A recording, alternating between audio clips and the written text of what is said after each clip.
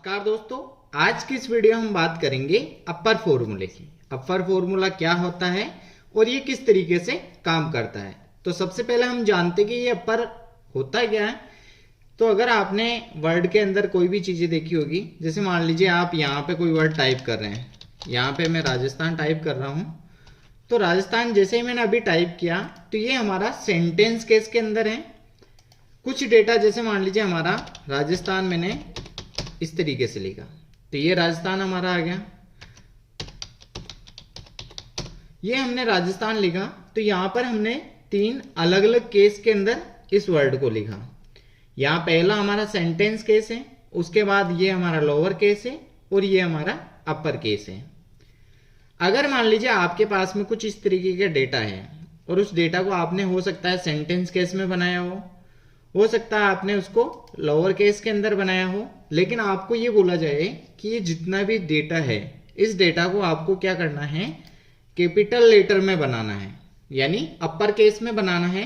तो वहां आपके सामने सबसे बड़ी समस्या ये है कि अगर हम यहाँ पे चेक करें अलाइनमेंट्स के अंदर, फॉन्ट के अंदर, तो हमें यहाँ पर केस का कोई ऑप्शन नहीं दिखेगा।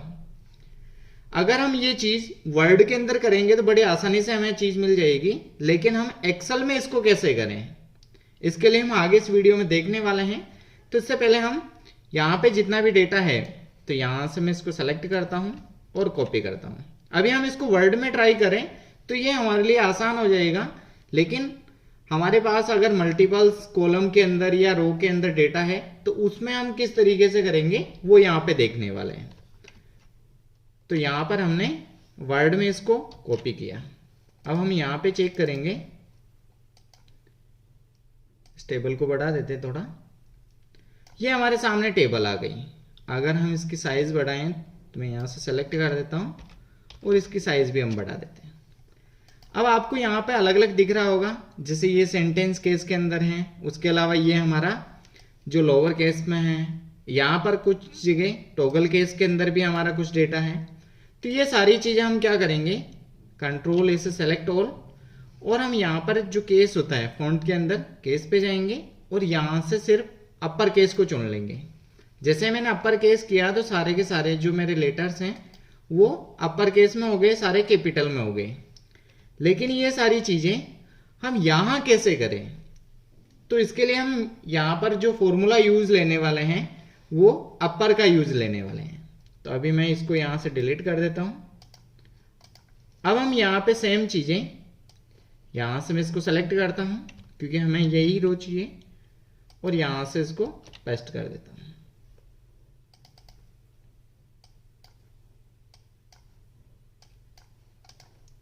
अब यहां सीरियल नंबर से हम यहां से ले लेते हैं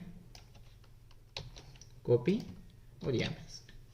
अब हमारा जो फर्स्ट नेम है हम क्या करेंगे, यहां पर फॉर्मूला यूज करेंगे और फॉर्मूले के लिए बराबर अपर, ये हमारा फॉर्मूला हो गया। उसके बाद आप ब्रैकेट लगाएंगे। अब यह आ रहा है हमारे पास टेक्स्ट, यानी हमारा जो भी टेक्स्ट है उसको हम यहां पर ऐड करेंगे। अब टेक्स्ट हमारे पास में जैसे फर्स्ट नेम है तो हम फर्स्ट नेम को सेलेक्ट करेंगे। तो ये हमारा फर्स्ट नेम सेलेक्ट हो गया। हम यहां से इसको ब्रैकेट करते हैं और एंटर देते हैं। अब जैसे ही आप यहां पे चेक करेंगे तो ये हमारा कैपिटल लेटर में लिखा गया है।